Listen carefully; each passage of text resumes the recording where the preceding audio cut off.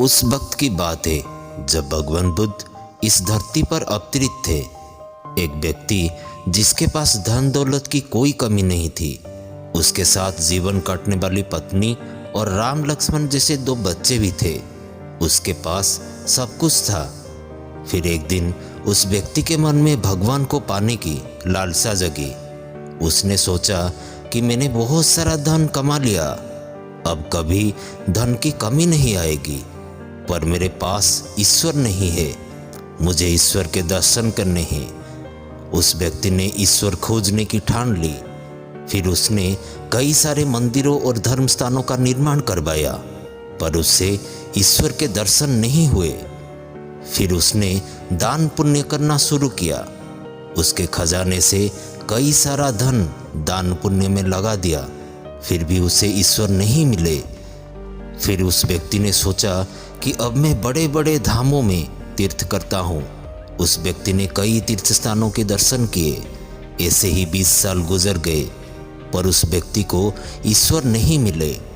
भगवान को पाने की कोशिश करते करते वो इंसान थक गया और आखिरकार वो एक दिन महात्मा बुद्ध के पास गया और कहने लगा कि महात्मा, मैं 20 साल से ईश्वर का खोज कर रहा हूँ, पर मुझे ईश्वर कहीं नहीं मिले।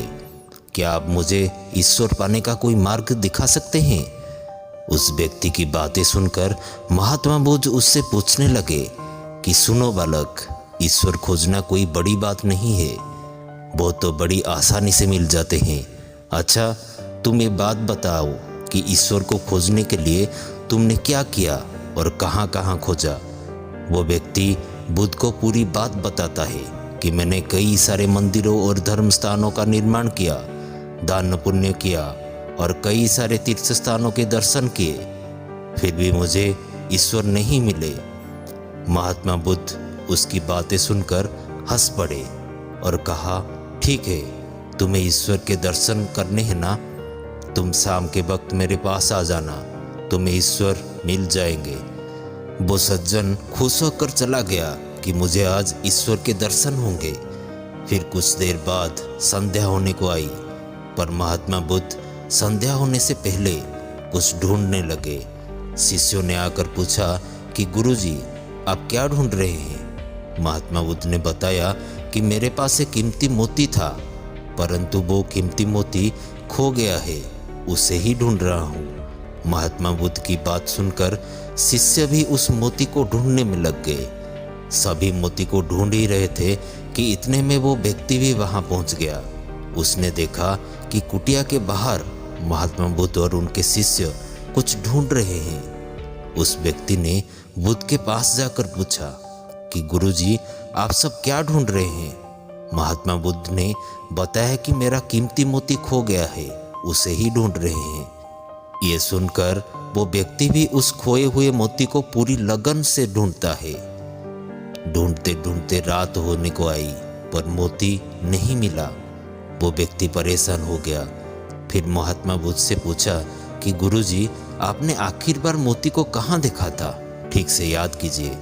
महात्मा बुद्ध सोचकर बताते हैं कि मैंने आखिर बार मोती को कुटिया के अंदर देखा था। ये सुनकर वो व्यक्ति थोड़ा गुस्सा हो गया और बुद्ध से कहने लगा, लगता है आप में थोड़ी सी भी अकल नहीं है। अगर मोती आपकी कुटिया के अंदर गुम हुआ है तो कुटिया के अंदर ही मिलेगा ना, बाहर थोड़ी मिलेगा। आप सब व्यर्थ में बाहर इधर उधर ढूंढ रहे हैं और मुझे भी अपने साथ ढूंढा रहे हैं।